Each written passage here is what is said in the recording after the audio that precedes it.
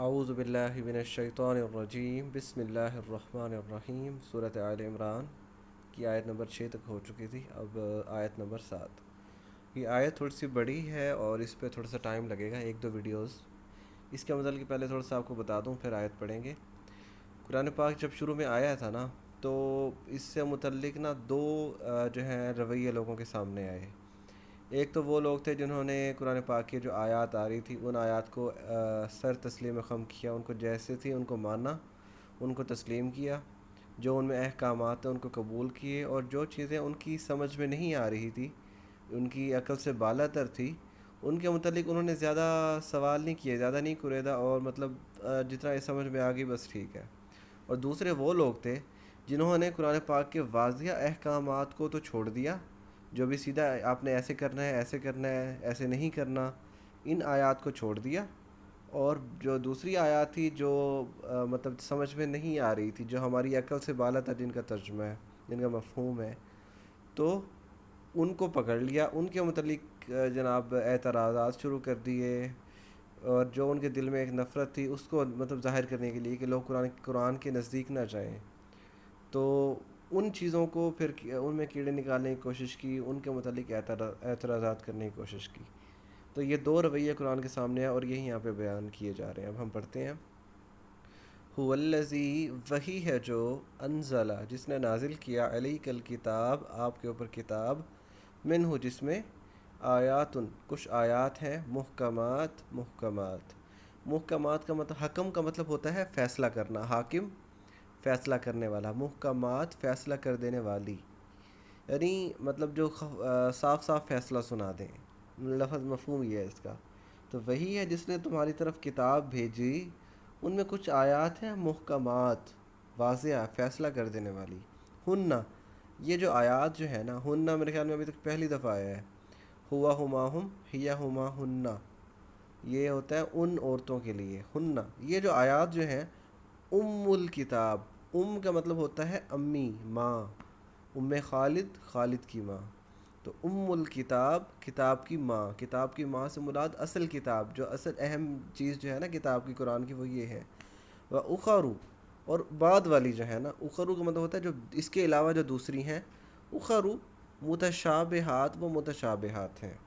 اب ہم اسی کو پڑھ لیتے ہیں کیونکہ یہ آیت بڑا اس کا گہرا مفہوم ہے. قرآن پاک میں نا عام طور پر کچھ احکامات واضح ملتے ہیں, جیسے زنا کے احکام ہیں, سود کے احکام ہیں کہ سود اگر تم چھوڑ دو گے تو تمہیں معافی ہے, اگر تم نہیں چھوڑو گے تو فاذنوا بحرب من اللہ ورسولہ, تو اللہ اور اس کے رسول سے جنگ ہے. اسی طرح شراب کے احکام ہیں, اسی طرح زنا کے احکام ہیں, اور اسی طرح قتل کے ہیں. جو بھی سارے احکام واضح ہیں, جو واضح کر دینے والے ہیں, جو معاشرے کا نظام قائم کرنے کے لیے ہیں, جن کے متعلق کلیئر پتہ چلتا ہے, تو وہ آیات جو ہے نا وہ محکمات ہیں, اصل کتاب کی وہ ہیں. وَأُخَرُ متشابہات, اور کچھ آیات جو ہے نا وہ ہیں متشابہات. اچھا, یہاں پہ لوگ ایک کنفیوز ہوتے ہیں. ایک تو لفظ ہوتا ہے متشابہ اور ایک ہوتا ہے مشتبہ. مشتبہ ہوتا ہے مشکوک, جس چیز میں کوئی شک ہو, جس کی سمجھ نہ آ رہی ہو, تو لوگ اس لفظ کا وہ مفہوم نکال لیتے ہیں. متشابہ کا مطلب ہوتا ہے کسی چیز سے ملتی جلتی ہونا. تشبیہ کا مطلب ہوتا ہے کسی کی مثال دینا کسی سے, جیسے کہ میں مثال دیتا ہوں, اب قرآن میں آتا ہے کہ اللہ کی ایک پنڈلی جو ہے وہ ظاہر ہو گئی. اب اس کی اصل کیفیت کیا ہے وہ ہمیں نہیں پتہ, کیونکہ ہم اللہ کے بارے میں کوئی بات نہیں کر سکتے, ہمارا علم بہت محدود ہے. لیکن وہ لفظ پنڈلی آیا نا, تو اس وجہ سے وہ ایک متشابہ ہے, مطلب ایک چیز سے ملتی جلتی ہے. تو یہ سمجھ میں آ گیا نا فرق. ایک ہوتا ہے مشتبہ, مشکوک, جس کی سمجھ نہ آ رہی ہو. مشکوک کا مطلب جس میں شک ہو کہ یہ جھوٹ تو نہیں ہے, یہ غلط تو نہیں ہو سکتا. اور ایک ہوتا ہے متشابہ, جو کسی سے ملتی جلتی ہو. سیمیلی کہتے ہیں میرے خیال میں, سیمیلی یا میٹافور انگلش میں اس کو, تو ملتی جلتی ہو کسی سے. تو یہ ان میں جو مطلب یہ کہا گیا ہے کہ قرآن میں کچھ آیات جو ہیں وہ محکمات ہیں, جو فیصلہ کر دینے والی ہیں, واضحہ, اور کچھ جو ہیں متشابہات, مطلب وہ مثال ان کی کہیں اور سے متشابہ ہیں وہ. اب مسئلہ یہاں پہ ہوتا ہے کہ وہ لوگ جن کی مطلب یہ ضروری کیوں ہے آیات, ایسی آیات, ساری آیات محکمات کیوں نہیں ہیں؟